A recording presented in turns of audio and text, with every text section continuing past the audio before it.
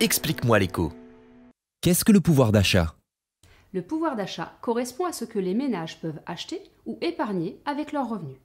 Comment mesure-t-on le pouvoir d'achat? Pour mesurer l'évolution du pouvoir d'achat, l'INSEE compare l'évolution du revenu brut à l'évolution des prix. Qu'est-ce que le revenu brut? Le revenu brut, également appelé revenu disponible brut, correspond à tout ce que les ménages reçoivent moins ce qu'ils versent. C'est ce qu'ils ont pour consommer ou épargner. On le calcule en faisant la somme de tous les revenus, les salaires, les revenus du patrimoine, les pensions de retraite, les allocations chômage et les allocations familiales, desquelles on déduit les différents impôts et les cotisations sociales. Donc, si les revenus des ménages augmentent plus vite que les prix, le pouvoir d'achat des Français augmente. L'INSEE calcule l'évolution du pouvoir d'achat pour l'ensemble des ménages d'un pays. Mais le pouvoir d'achat d'un pays peut augmenter sans que le pouvoir d'achat de chaque ménage n'augmente. C'est le cas par exemple lorsque la population augmente. En France, la population s'accroît tendanciellement et la vie en couple ou en famille permet de faire des économies. C'est pourquoi l'INSEE calcule des pouvoirs d'achat individuels. Pourquoi y a-t-il un décalage entre la perception des Français sur leur pouvoir d'achat et les mesures de l'INSEE?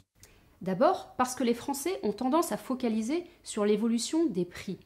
Or, le pouvoir d'achat peut augmenter même en période d'inflation, lorsque les revenus progressent plus vite que les prix. C'est ce que l'on observe ces dernières années. Ensuite, certains prix augmentent plus vite que d'autres. C'est souvent le cas pour les biens de consommation courants, comme par exemple le pain. Or, les ménages sont plus sensibles à l'évolution des prix qu'ils achètent souvent, même si ces prix sont peu coûteux. Si son prix augmente, les ménages en déduiront qu'ils perdent en pouvoir d'achat. Or, ce n'est pas forcément réel, puisque les prix des biens manufacturés, comme par exemple les ordinateurs ou les lave-linges, qui sont plus coûteux mais que l'on achète plus rarement, ont tendance à baisser. Quant aux dépenses préengagées qui progressent, comme les abonnements Internet, les abonnements téléphoniques ou l'électricité, elles donnent également l'impression d'une baisse du pouvoir d'achat. Pour être au plus près du vécu des Français, l'INSEE calcule le revenu et le pouvoir d'achat arbitrable. Celui-ci correspond au revenu et au pouvoir d'achat déduction faite des dépenses préengagées. Ces dépenses ont doublé ces 50 dernières années, faisant ainsi baisser le pouvoir d'achat arbitrable. Le pouvoir d'achat par habitant n'est par ailleurs qu'un indicateur moyen qui ne reflète pas toute la diversité des situations individuelles. Et à La Réunion, quel est le pouvoir d'achat?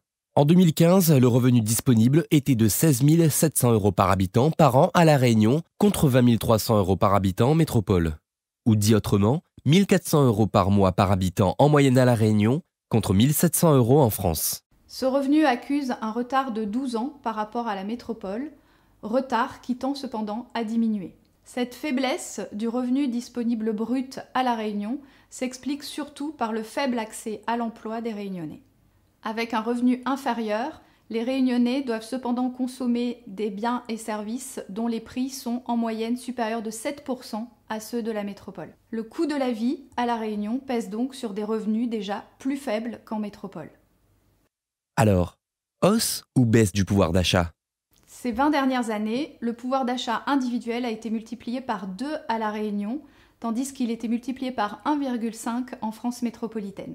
La crise de 2009 a provoqué en 2012 un repli historique du pouvoir d'achat en métropole. C'est la plus forte baisse au niveau national depuis les années 80. À La Réunion, la crise de 2009 marque une pause dans le rattrapage économique de La Réunion sur la métropole. Depuis 2014, le pouvoir d'achat des Réunionnais est reparti à la hausse. Avec l'augmentation du pouvoir d'achat, la consommation des Réunionnais se transforme. Les dépenses d'alimentation pèsent ainsi moins dans le budget des Réunionnais quand les dépenses liées aux loisirs et aux services progressent.